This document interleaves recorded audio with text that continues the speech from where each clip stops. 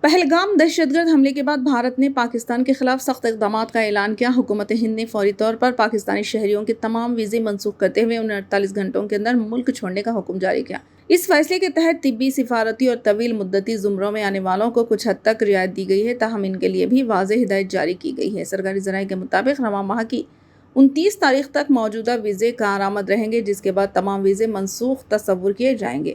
دہلی حکومت نے بھی اس فیصلے کی توثیق کرتے ہوئے کہا کہ 29 اپریل کے بعد کوئی بھی پاکستانی شہری ویزے کی بنیاد پر ملک میں قیام نہیں کر سکے گا۔ ساتھ ہی نئی ویزا درخواستوں پر بھی مکمل پابندی عائد کر دی گئی ہے۔ دہلی کے وزیر اعلیٰ ریکھا گپتا نے مرکزی حکومت کے فیصلے کی حمایت کرتے ہوئے سوشل میڈیا پر خبردار کیا کہ اگر پاکستانی شہری مقررہ مدت کے اندر ملک نہ چھوڑیں تو ان کے خلاف قانونی کارروائی کی جائے گی۔ واضح ہے کہ پہلگام حملے کے بعد سے بھارت مسلسل سخت اقدامات کر رہا ہے۔